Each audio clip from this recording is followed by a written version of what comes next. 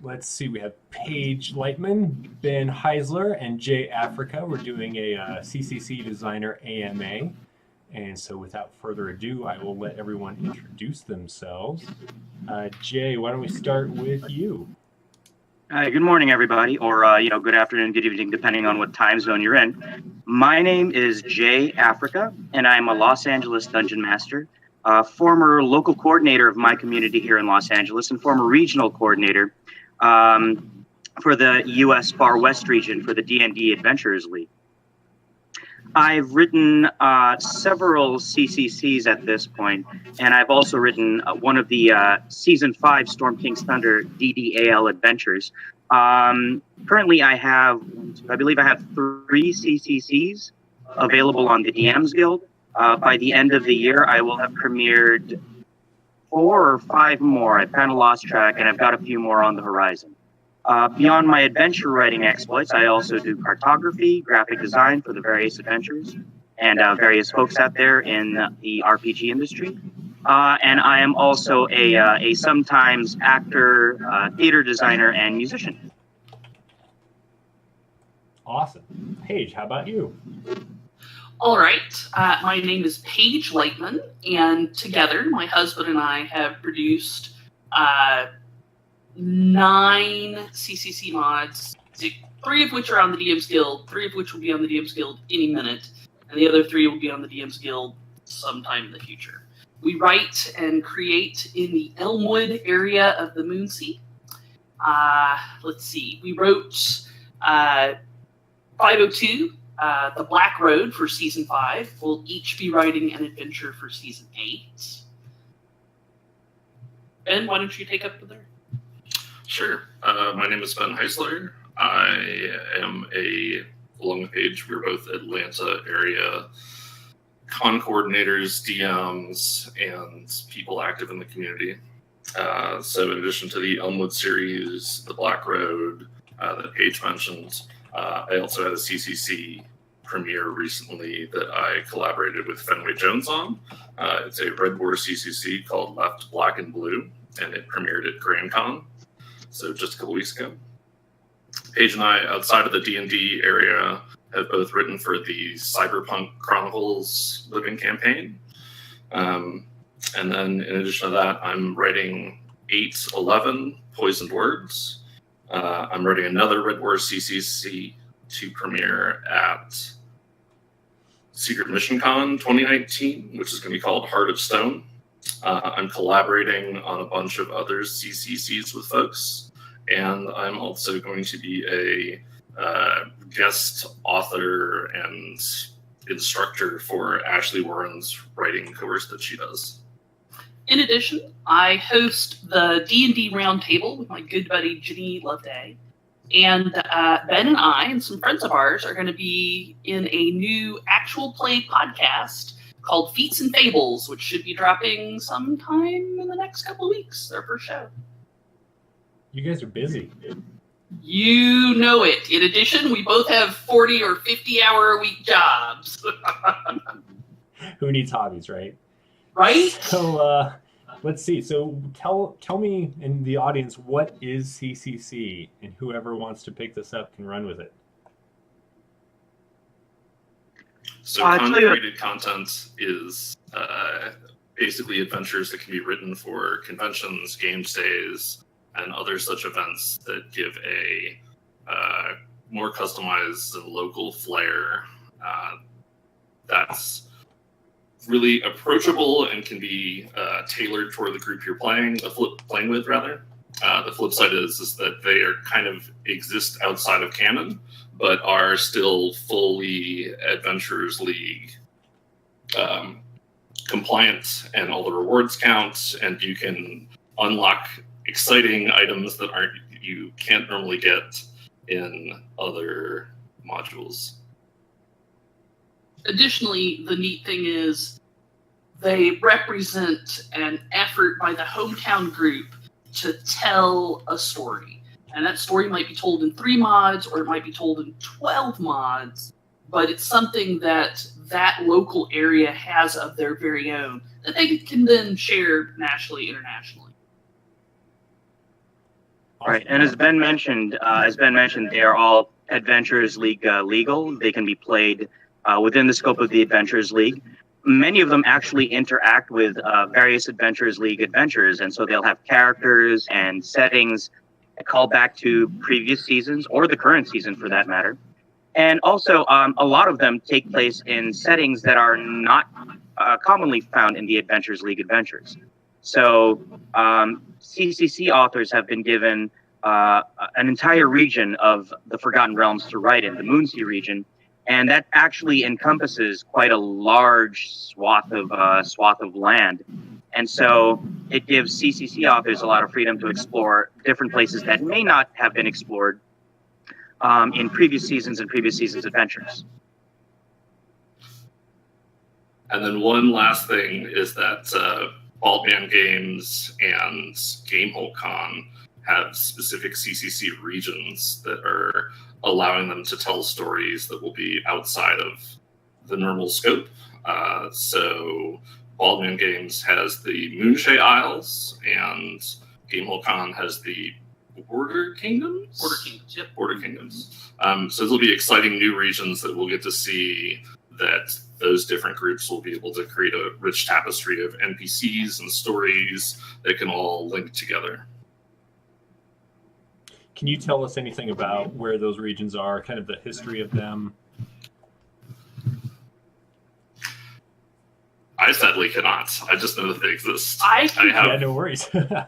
Yeah, so the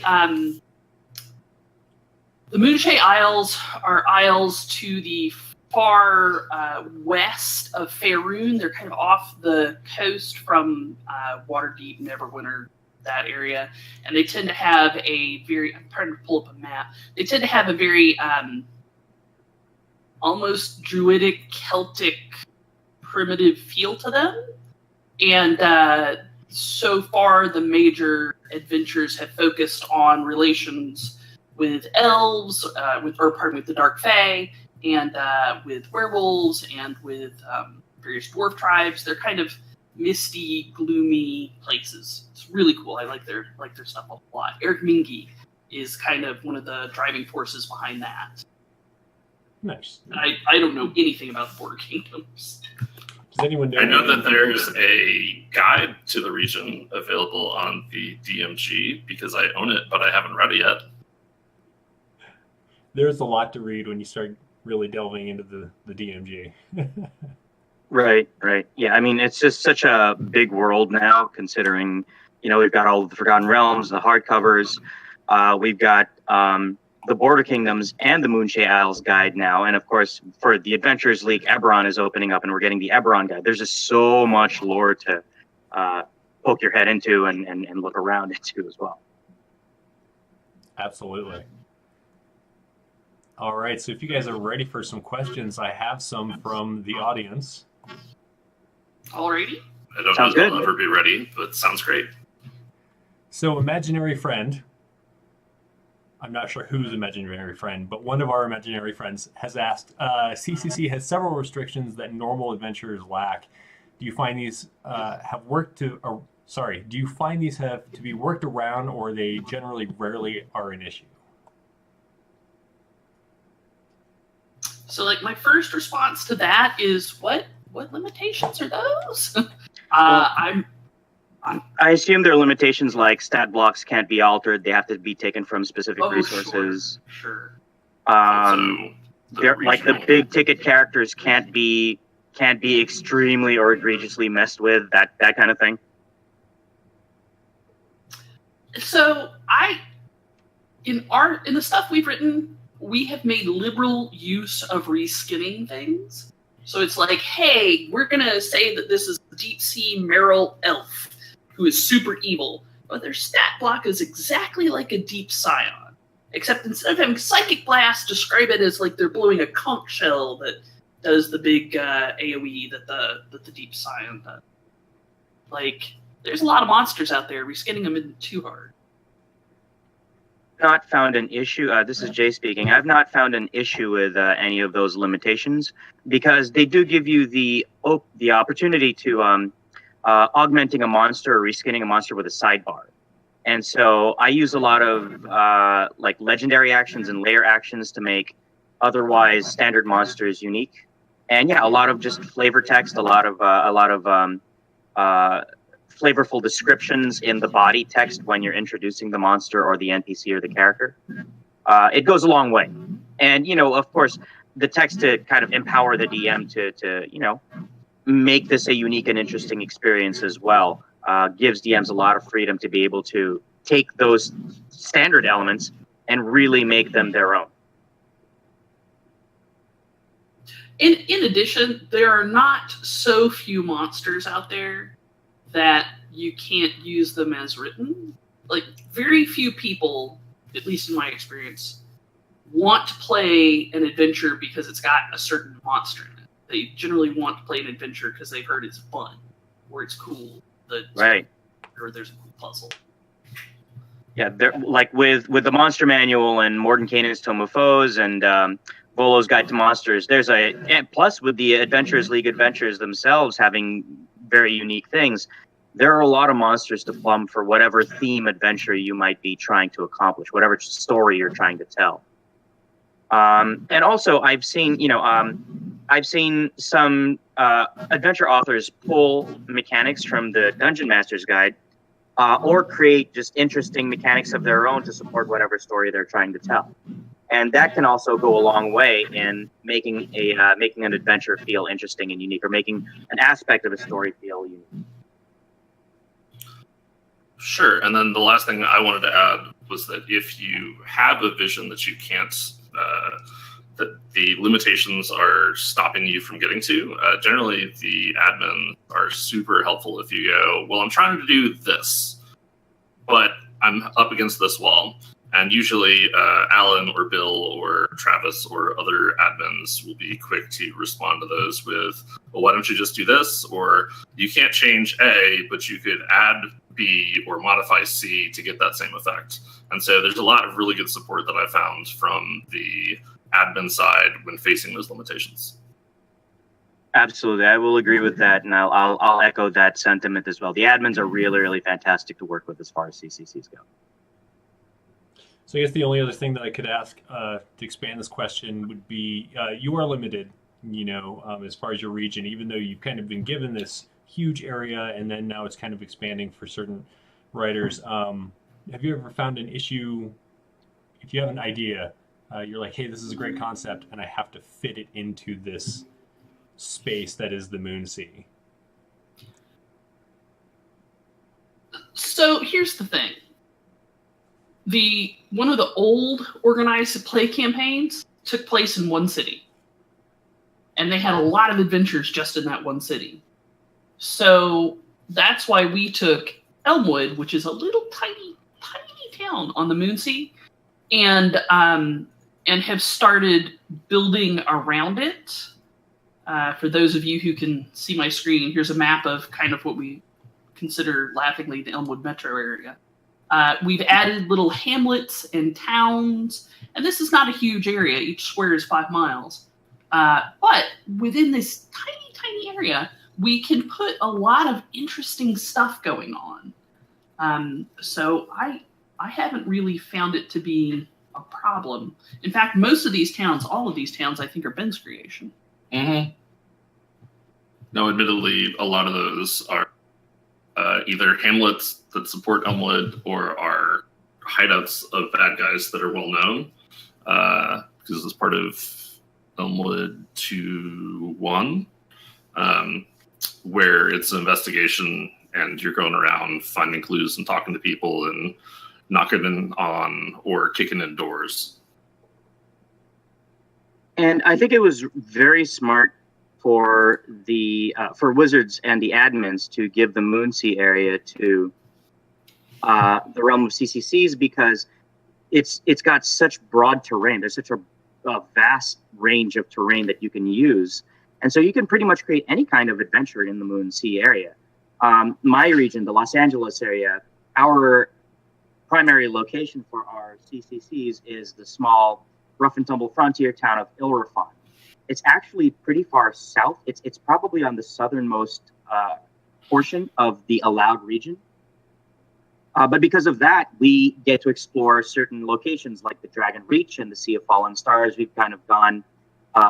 CCC authors are allowed to take dips into various areas as long as their adventure starts in their area, in their chosen region, and then ends there. An adventure can't, veer too far and then linger for too long outside of that region, but you can take little jaunts to portions of the Forgotten Realms, either far further north or south, east, west. And so, for example, Ilrafon, it's great because it is a dock town on the Dragon Reach, so we have first of all, a town setting. We can do nautical adventures because of the Dragon Reach and the Sea of Fallen Stars. The Troll Crag Mountains are up north. We can do mountain settings there. There is the Flooded Forest and the Forest of Cormanther, not too far north. And so we have swamp area, we have a forested region, and of course dungeon crawls fit in any of those. You can set a dungeon anywhere, and so dungeon adventures are always a possibility. And so we've written, in our first season we wrote 9 adventures in the Ilrafon setting. The second season we're going to be releasing 9 more. That's 18 adventures in this town and its surrounding areas, plus other conventions and authors have taken up writing in Ilrafon as well. So despite it being in this one little chunk of town, there's no shortage of places and settings that you can tell your stories in. And there's one setting that kind of expands the entire continent, and a lot of people forget about it. But the Underdark is huge. Ooh, good point. And lays underneath everything. Yep, indeed. You can connect, various settings using the Underdark. Yeah, absolutely. All right, so Kalani Jasmine has asked, what challenges do you each personally face with the transition to the Season 8 style of CCC module writing? I'm going to go ahead and throw my husband under the bus because that was part of our marriage vows. Ben loves box text, and we have had bitter times when I have edited his box text down to mere shreds of what it formerly was. So hearing his take on Season 8 box text, I think, is really illuminating. So with Season 8, so we're both writing for Season 8 Adventures, and then in addition to that, the Red War CCC that I did in collaboration with Fenway Jones that just premiered last weekend is written in the new format. And at first it was like, oh, but there's no box text. How am I going to make sure that the story is, transmitted from God's mouth through me and my box text directly to the DM? And at first I was really worried about it. But the beauty of box text is that directly from God's mouth to my pen to the DM's mouth to the player's ears. But the flip side of that is you end up with some DMs that look at the box text, look down, don't engage with the players, and go, suddenly the window bursts open. 7 drow leap in and level their rapiers at you. Give us the MacGuffin! !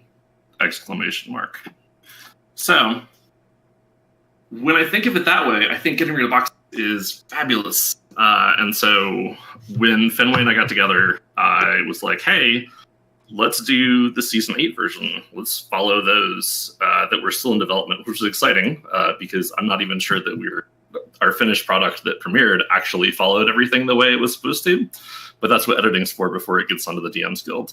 But I really enjoyed the way that it works, especially in the way that you can set up a setting and then branch off different things to do in that setting, and then be like, hey, as long as the players do objective A, they can move on to the next thing, but how they do objective A is totally up to you.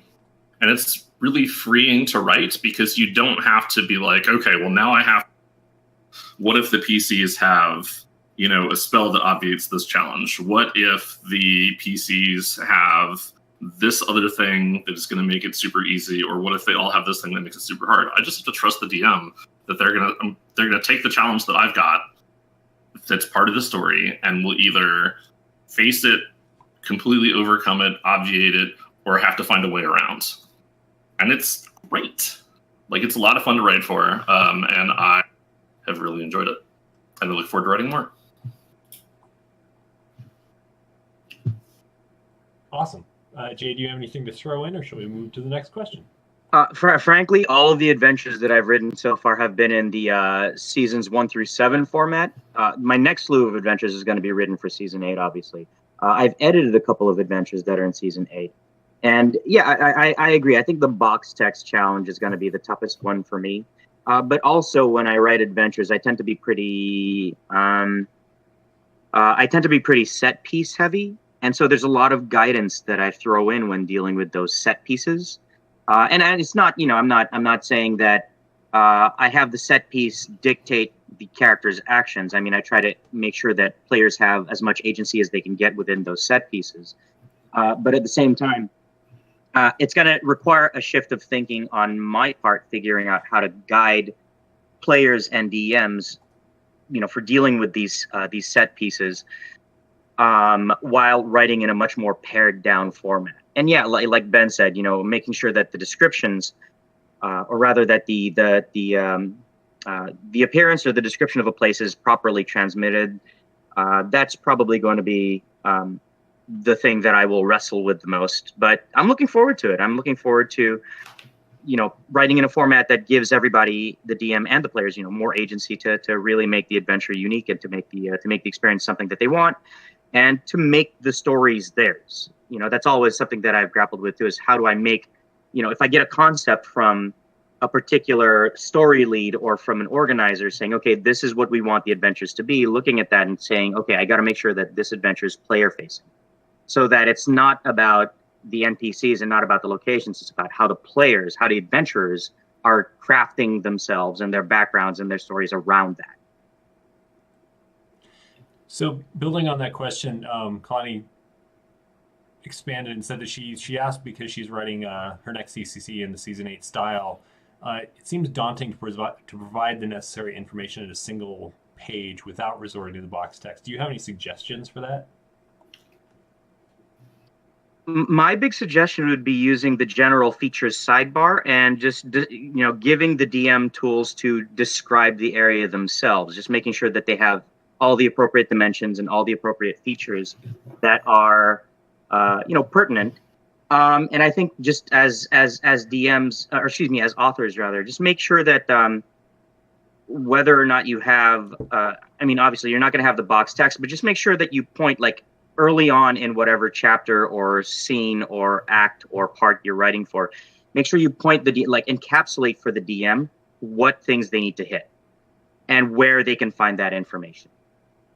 The thing is the whole transition from the season 7 and prior style to the season 8 and later style, it's a power shift.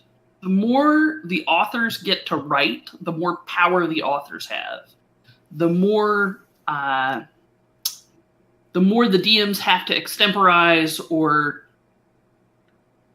make up or deal with on their own, the more power the DM has. So this change is a marked shift from power to the author to power to the DM.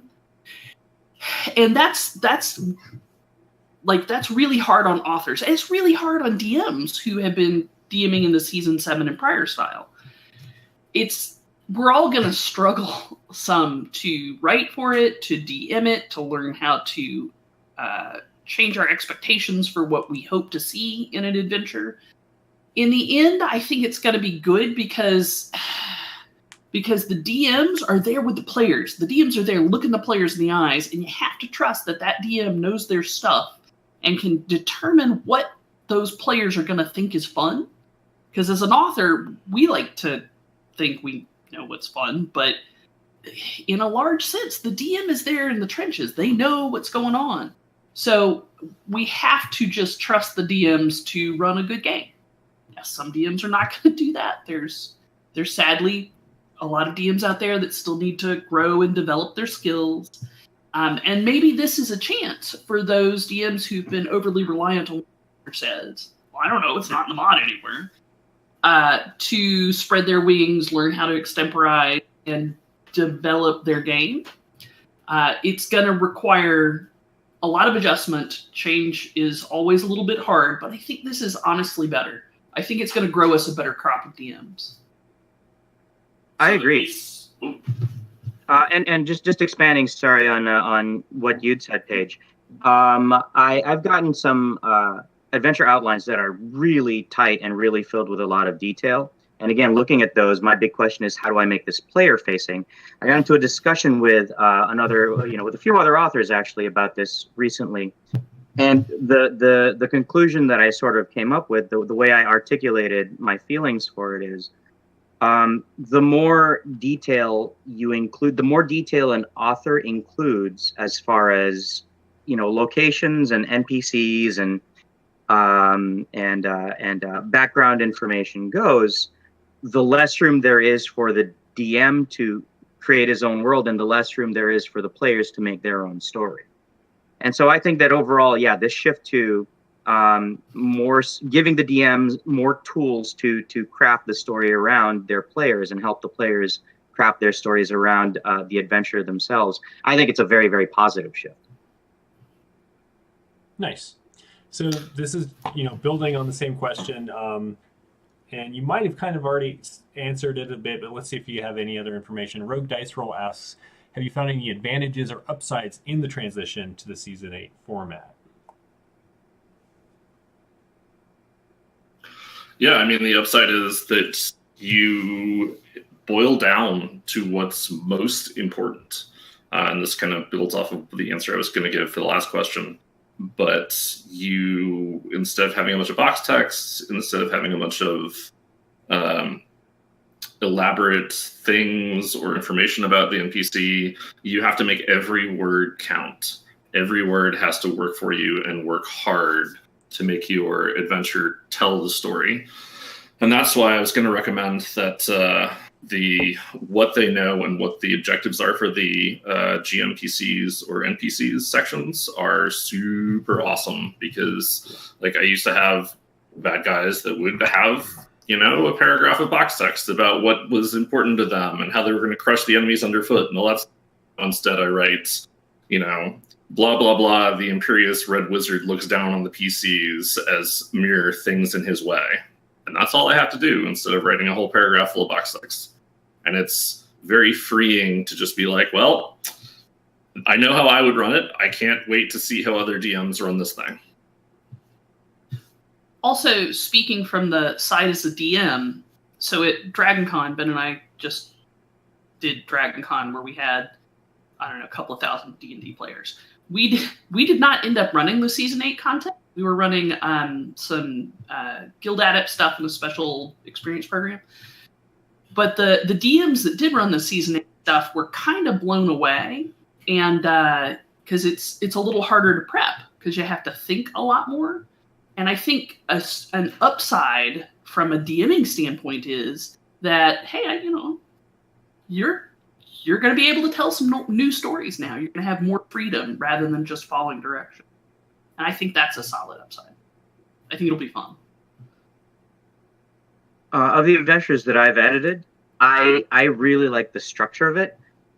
With the whole playing the pillars, usually that all of that information was previously included in the body text of the adventure, but calling those out specifically, I think, is a very useful tool for authors and an equally useful tool for DMs.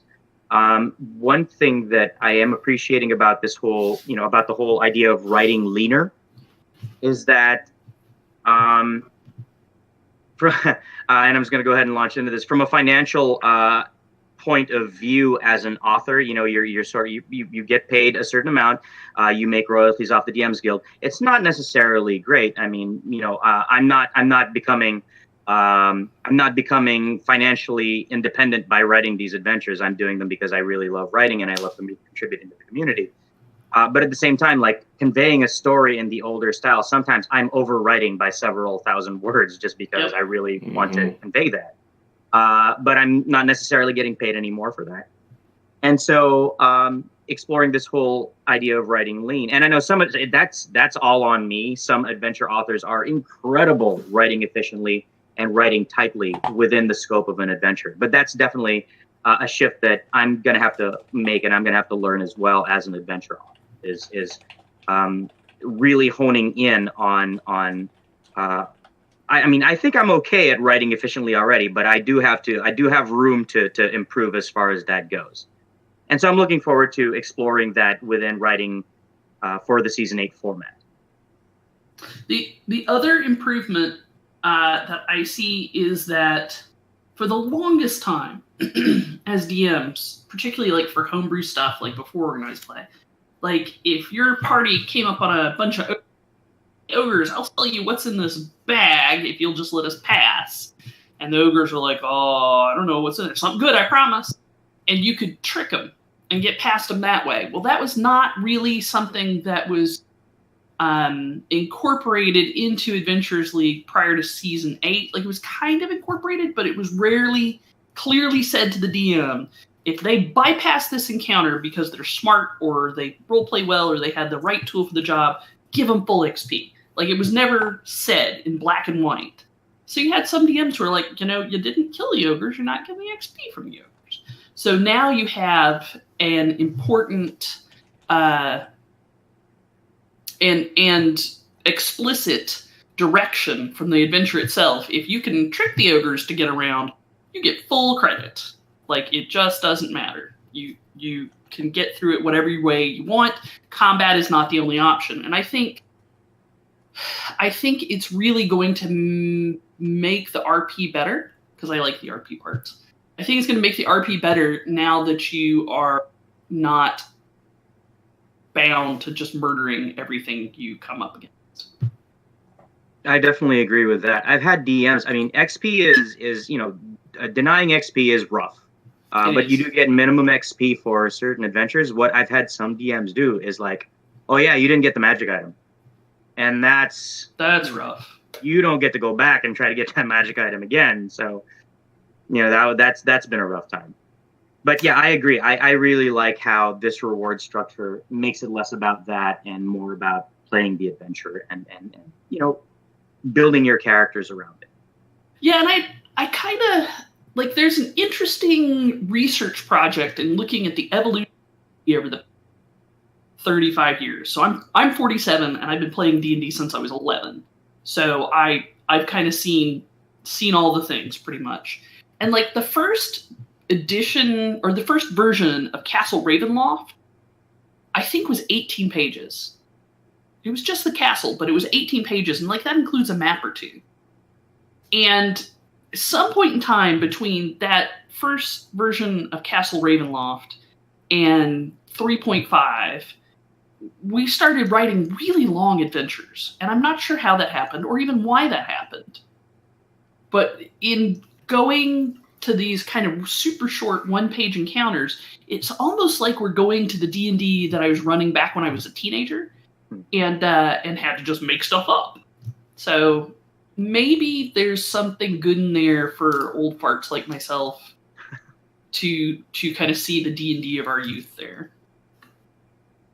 I think it also goes to the modern generation of people's attention spans are shorter, and so that way, if there's less on there to an encounter, they're more likely to read it all and to absorb it rather than to, you know, read the box text, what's immediately under the box text as far as enemies that are in bold, and then general features that they may get in the sidebar and may only look, and someone goes, well, how high is the ceiling? So, and I mean, I'm not saying DMs don't do their job. I'm not saying anything bad about DMs. I'm just saying adventures for a long time have been getting bigger and longer and not necessarily better. Yep. And certainly not easier to run. Mm-hmm. So, Imaginary Friend says, would it be fair to say that Season 8 is forcing CCC authors to reevaluate what we've been doing, sometimes for decades, and that all in all, is this something that's been overdue? I think it's forcing DMs and authors and players, because it's opening up a lot of avenues, going back to what Paige was saying and Jay was saying about the pillars of play and the various ways that you can get around things. it's, going back to a much more open style of play that you would see much more commonly in a stream or a gaming podcast or second edition.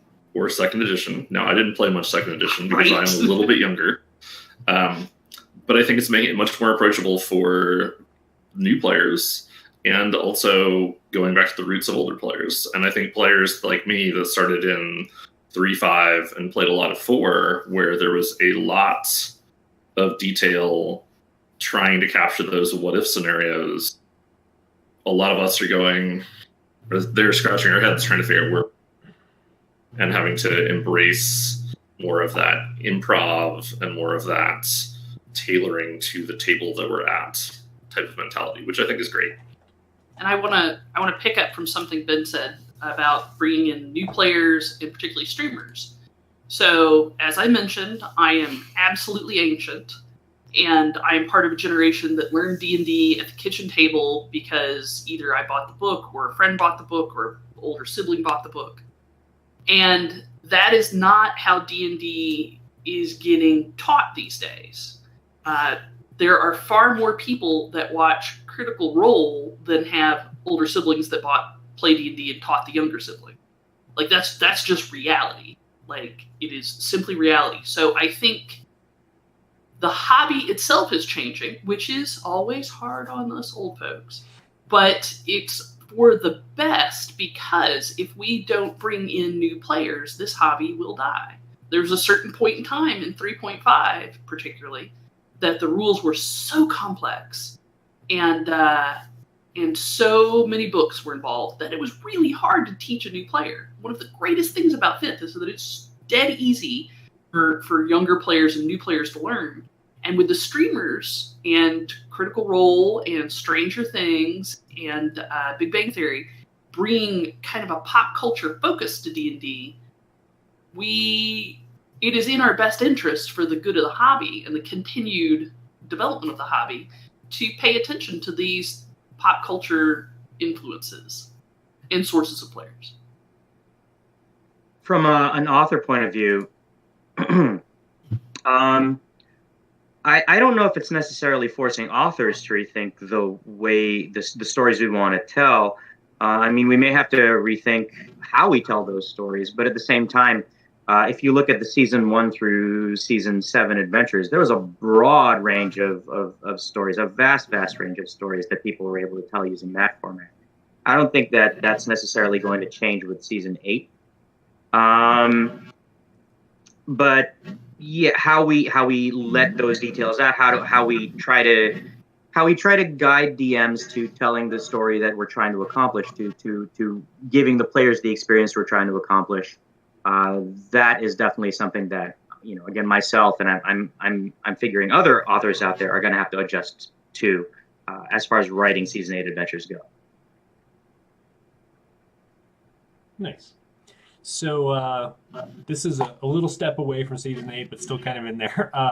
Imaginary Friend says, I found that beyond tier 1, WotC guidance on encounter difficulty is a little mismatched with the current AL power curve. Now the season 8 rules may go away to flatten this out, but what advice do you have on dealing with this discrepancy, and do you have any examples of workarounds? So our problem originally was that, this is my opinion, not everybody has the same opinion, and opinion not.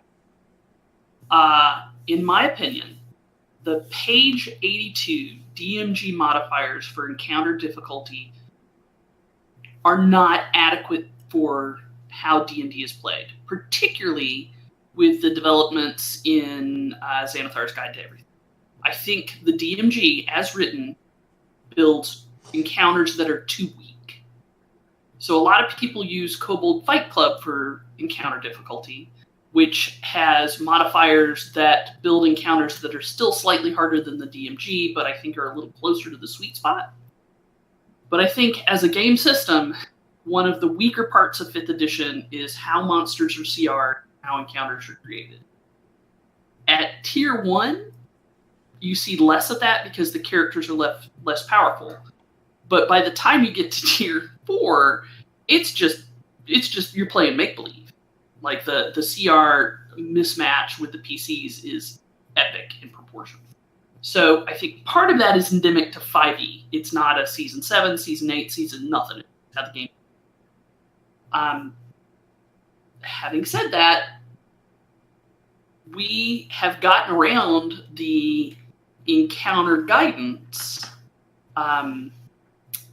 in the DMG, which is generally how, and it's certainly how the AL mods are written.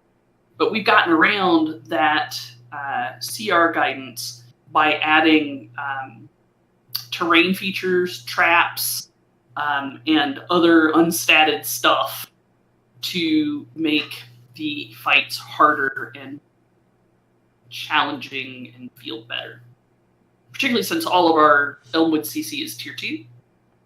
We've had to do some creative embroidery to come up with a way to make the fights challenging, we feel. Right.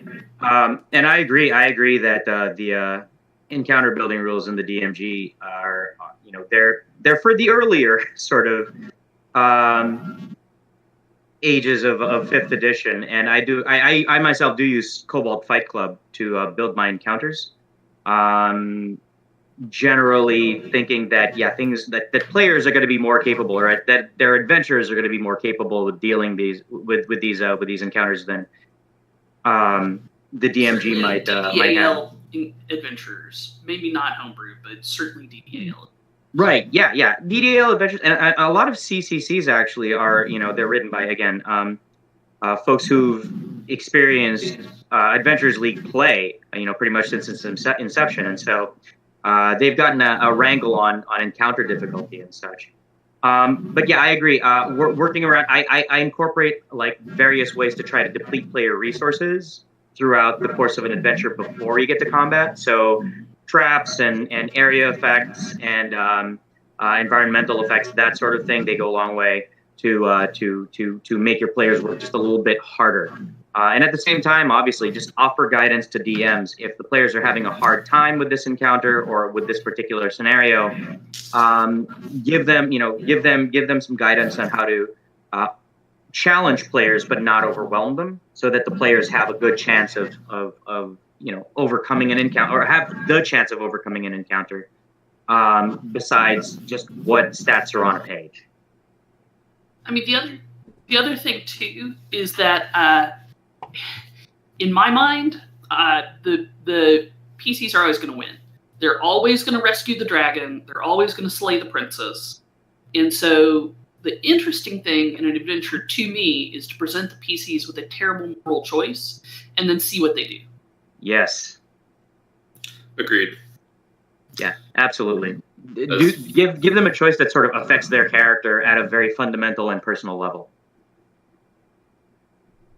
Yeah, so what I was going to add in was that I think Season 8 changes, and I know that the idea of this question was to go past that, but I think the Season 8 changes are going to help with that a lot, because you're not going to have players that have, mountains of gold pieces and giant party kegs of healing potions that they can whip out and obviate any reason for rests or things like that. And so I think that especially as we are writing for characters that have started in the system and lower on cash and have to make strategic choices as to whether they're buying that potion or they're saving up for plate, or whether they're buying that thing which could give them more ways to avoid rests, or they're going to scribe spells. I think that limitations that have been put on gold are going to be really good for making adventures and challenges and choices and the traps and things like that matter more.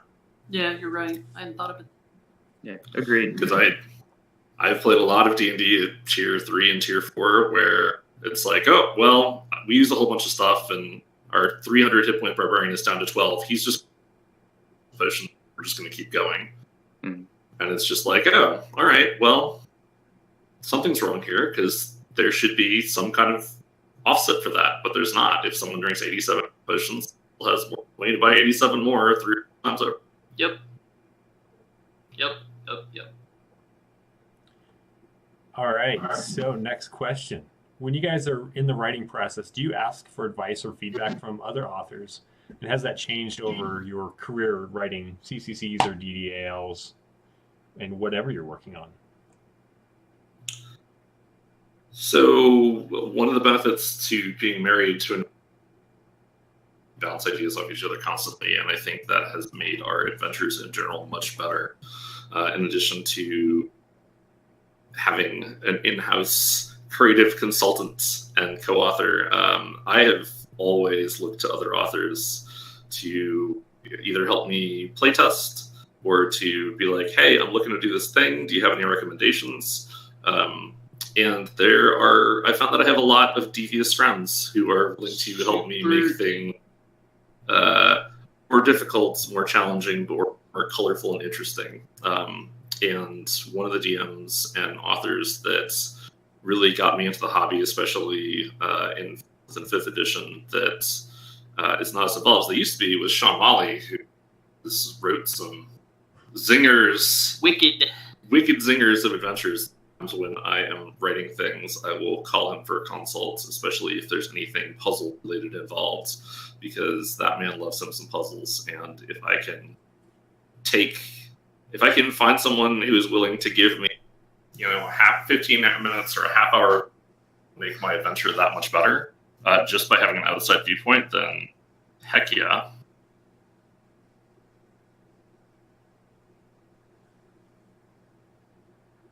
I myself, as far as principal writing goes, generally I hold myself up, and I do all the writing on my own. I mean, obviously, when I get a pitch for an adventure, it comes from a story lead or the con coordinator, and so there are details that we do have to hit. There are certain outlines that we do have to follow. But generally, once I've gotten that outline, I just try to look at it and figure out how I can make it my own, how I can really give it my voice. And when I get feedback, it's generally, I'll submit it to the story lead or the organizer. I'll get some feedback, then make adjustments. And then a lot of the feedback will come from playtesting. But generally, I don't necessarily turn to authors directly, but I look back at a lot of the adventures I've read over the course of my playing the Adventurers League. I mean, that's just dozens and dozens and dozens of modules that that are basically models that you can look at to say, okay, well, I want to create this encounter for the players. How has it been handled in the past? Or how does this one author that I really enjoy, how does he handle his NPCs? How does this one author that recently wrote this adventure, how did he handle his area descriptions? And that's what I find. That's what I find more useful, is kind of just plumbing older modules and seeing how those portions are written, and that will often, influence or inspire how I write my own modules. Yep, know your medium, and if you want to be a good author, you need to read a lot. Are two axioms that definitely come to mind. Sure, yeah, and I mean, writing for the Adventurers League is very, very different than just writing for or can be rather very different than writing for just the DM's Guild and open play or homebrew play. And I mean, it is very, very different from writing your own homebrew campaign and your own homebrew adventures. Yeah, for one thing, my own homebrew campaigns written on the backs of napkins, 0.5 cards, and like notepad files. Right? Yeah. It's like a paragraph or two at most. Oh no complete. So it's like, what was it? So with the author-only adventures, Alan has done a great job of writing them out and sharing them. And after Alan's first one got on the DM Guild, I don't remember which admin I was talking to, but I was like, hey, I really enjoyed your adventure. Is there any chance it's going to go on the DM's Guild anytime soon? And they looked at me and chuckled and was just like, so here's my adventure. And they pulled out a cocktail napkin that had 7 bullet points and was like, this is my adventure, so no.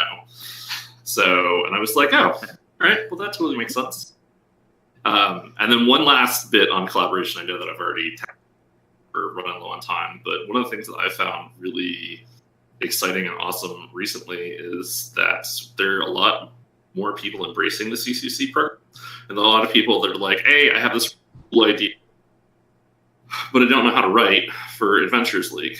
So, or there are other younger authors that have done one or two things that are like, hey, I'm not sure where we're going to go on this. I love collaborating with other authors and sitting down and sharing author credits, just because it makes for better authors by helping them understand the format and balance and like how monsters should be paired together and things like that.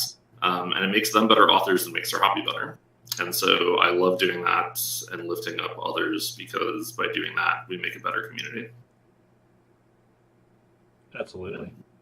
So kind of building on this question, but playtesting, so important.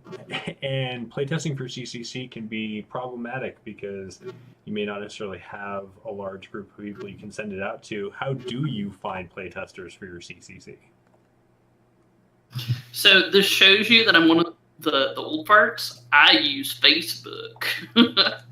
So on Facebook, you could literally post in the Adventurers League Facebook group saying, "Hey, I need someone to playtest an adventure for me," and then you will be dogpiled with volunteers. Now, of those volunteers, you're going to send your out to 10 people, and you will only receive 4 playtests. But hey, that's 4 playtests. It's true. Yeah, and that's 4 playtests from a broad range of folks as well. Yep. Who don't feel any compulsion to spare your, which is perfect. Yeah. I come from a large enough community, or rather the CCCs that I've written have been for large enough communities that they've had their own playtest groups. So I've been lucky that way. But if you're a CCC author and you're having problems finding, local folks that want to test your adventure, yeah, definitely reach out to social media. Obviously, don't give away too many details because you don't want to ruin the surprise for anybody. But also look to the online groups. Look to places like the Moonsea Pub. Good point. And the D&D the old Moonsea Pub, or the online tavern, or whatever it is. I can't remember exactly, but. See if you can get some authors. See if you can, not authors, rather. See if you can find some online DMs who would be interested in running your adventure for online communities. Because again, that's a really, really large swath of the population. Not necessarily, you're not going to get a lot, but you're going to get a broad range of demographics. So you're going to get people from a lot of different communities that can contribute their opinions, their feedback to your adventure. Also, I would suggest against having your local people playtest your stuff, because your local people like you, and they're going to say, "Oh, I playtested it, and it's great." Like, that is lousy feedback. Like, that is the worst feedback. I hate hearing it. No, I want to say, no, you've changed the gender of this NPC 3 times, or right. This fight is stupid. I don't know what you were thinking. And yeah. In my experience, my local people are like, "Oh, Paige and Ben, it was great." No, bullshit. I don't want that at all. That's kind of a double-edged sword, because it depends too. I write a lot of the Los Angeles adventures, and so I'm writing for my community. I know the general play style and the power curve here. Oh, true. So there is a benefit, and fortunately, again, I have a great support group of folks here in Los Angeles. Who organize playtests and who are constantly doing slot zeros and giving feedback to adventurers. So that can be useful. But yes, that is a great caveat, Paige, about making sure that these people who like you aren't just they're not just blindly giving you praise or anything like that. If you can't find a local group to playtest your adventure, see if you can reach out to a couple of people to just read your adventure and give it an editor's eye. That's also a possibility. Yeah, find typos and just look at encounters and say, "Hey, you know what? This encounter, I didn't playtest it, but I can tell you right now that my table's just going to steamroll over this, or this encounter is going to TPK if this and this condition isn't met, or such. If you get the wrong kind of table." So reach out and see if you can find at least a couple of people to kind of read the adventure for you and find things that you missed. And again, try to leverage the online groups or other groups as well.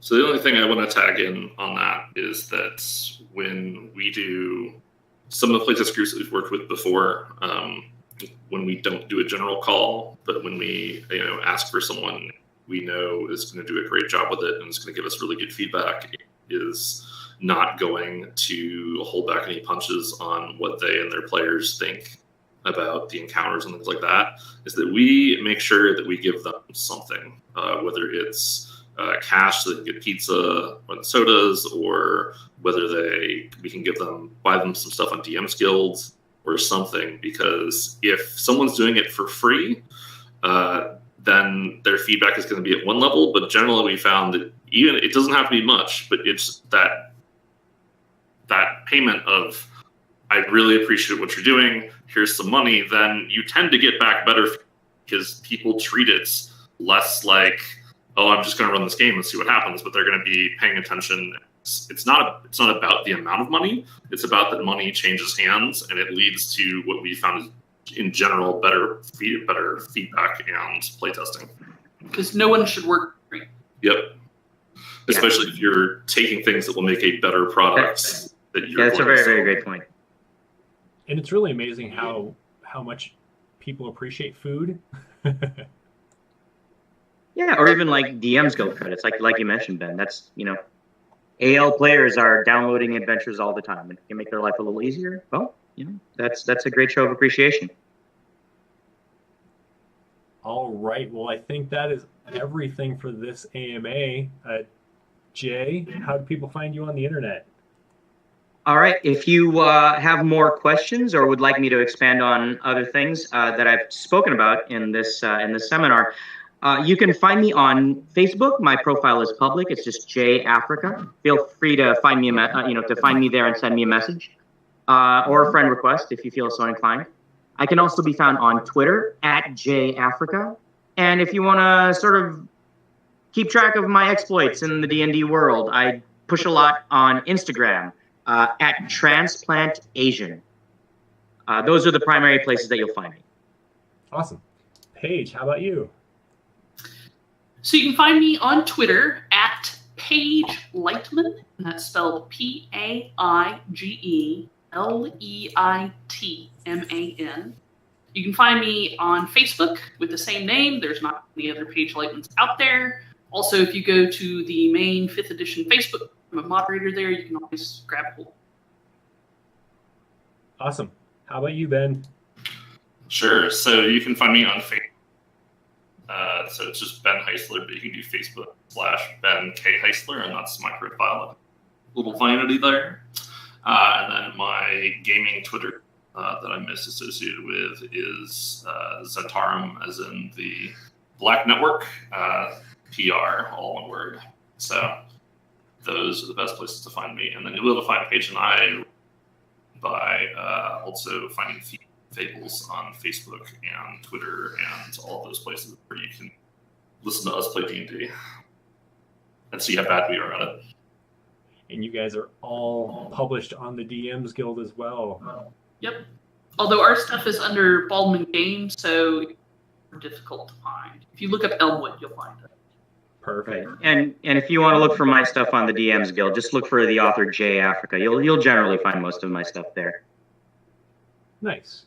Well, thanks, guys, for coming and chatting with everyone today. It's appreciated. I hope everyone is having fun during onCon, and we'll talk to you later. All right. Thanks, folks. Thanks. Yeah, thanks a lot, everybody. And Jeremy, thanks for hosting this AMA. Absolutely. Some great good information. fun. Thanks. Yeah, thank you very much. Yeah, good talking to you, Paige. Good talking to you, Ben. All right. See you around, Jay. See you All right, with your Jay. fans. Easy.